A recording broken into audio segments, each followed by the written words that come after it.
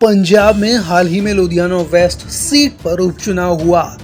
इस सीट पर चुनाव के नतीजे बीजेपी के लिए बिल्कुल भी उत्साहवर्धक नहीं रहे।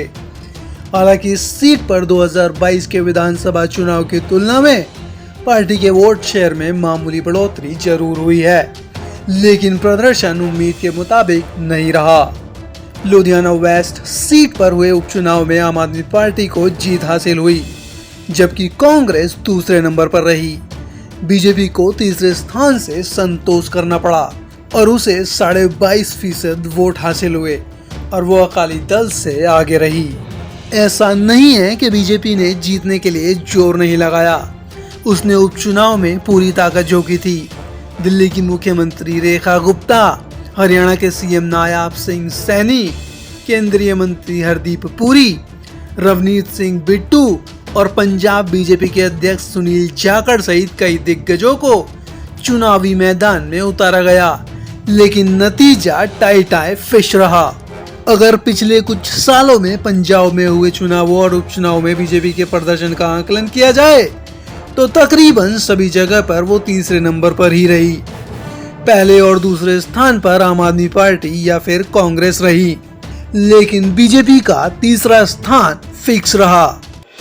2024 के लोकसभा चुनाव में तो बीजेपी का खाता भी नहीं खुल पाया था। हालांकि वोट शेयर के हिसाब से वो तीसरे नंबर पर जरूर रही। और तो और पिछले साल नवंबर में पंजाब की 4 विधानसभा सीटों पर उपचुनाव हुए और वो सीटें थी गिदड़वाड़ा, चब्बेवाल, डेरा बाबा नानक और बरनाला। इन सभी सीटों पर बीजेपी तीसरे नंबर पर जरूर रही।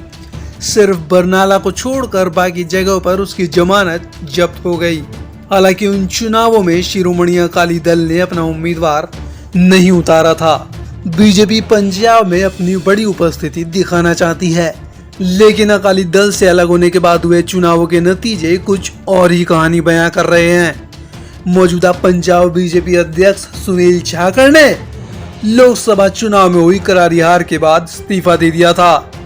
बीजेपी हाईकमान इस पर अभी तक कोई फैसला नहीं ले पाया है, जिसके चलते बीजेपी कार्यकर्ताओं में असमंजस का माहौल है।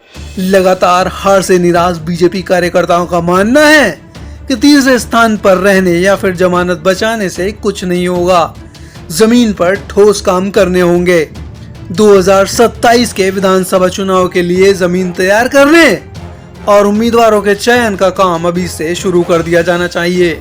अब देखना दिलचस्प होगा पंजाब को लेकर आला कमान कब और क्या फैसला लेता है और कैसे बीजेपी को लगातार चल रहे हार के सिलसिले से राहत मिलती है।